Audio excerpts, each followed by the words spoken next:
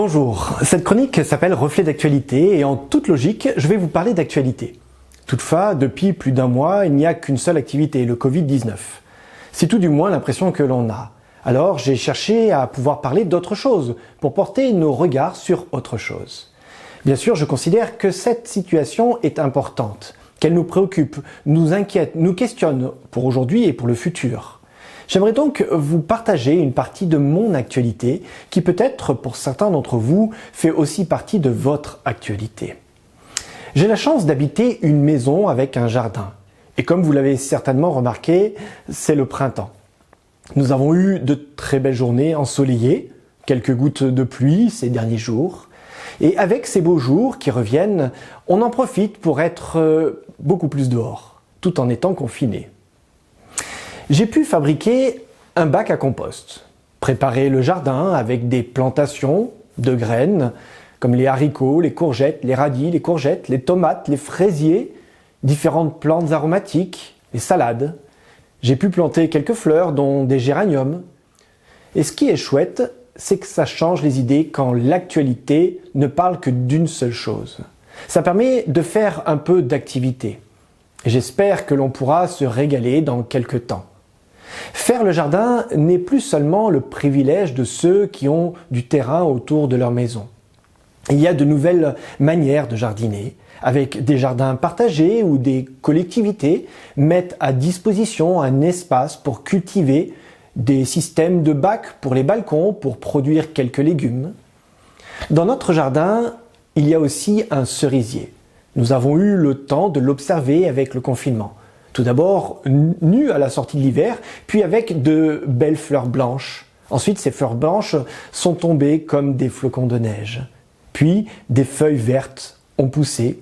Et maintenant, on voit apparaître des petits fruits verts. Ce qui nous laisse imaginer de belles cerises dans quelques semaines. Dans ce cerisier, nous avons installé une cabane à oiseaux, fabriquée par ma fille. Quand on fait cela, on espère toujours que des oiseaux viennent y faire leur nid. Alors, on a commencé à observer quels étaient les oiseaux qui venaient dans le cerisier.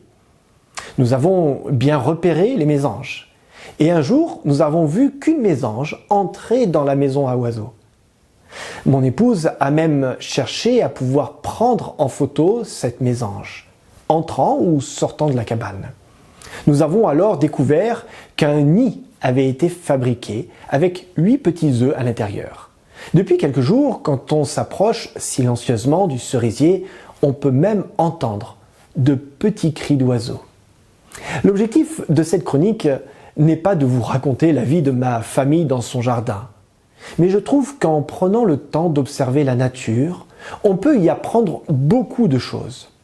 D'ailleurs, on met actuellement en avant qu'avec cette période de confinement, dans de nombreux endroits, la nature est en train de reprendre ses droits.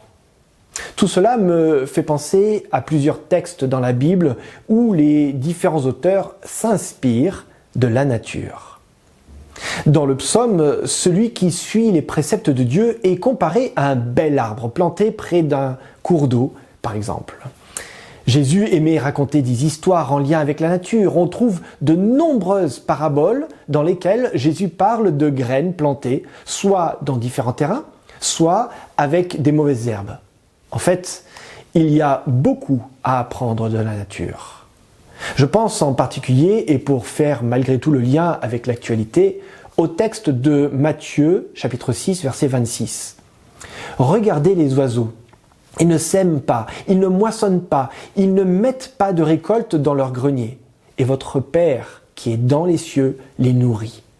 Vous valez plus que les oiseaux. » Et au verset 28 et 29, le texte nous dit « Observez les fleurs des champs, regardez comme elles poussent. Elles ne filent pas, elles ne tissent pas. Et pourtant, je vous le dis, même Salomon, avec toute sa richesse, n'a jamais eu de vêtements aussi beaux qu'une seule de ces fleurs. » Ces paroles sont là dans un discours sur l'inquiétude et sur ce qui est important et nous préoccupent dans nos vies.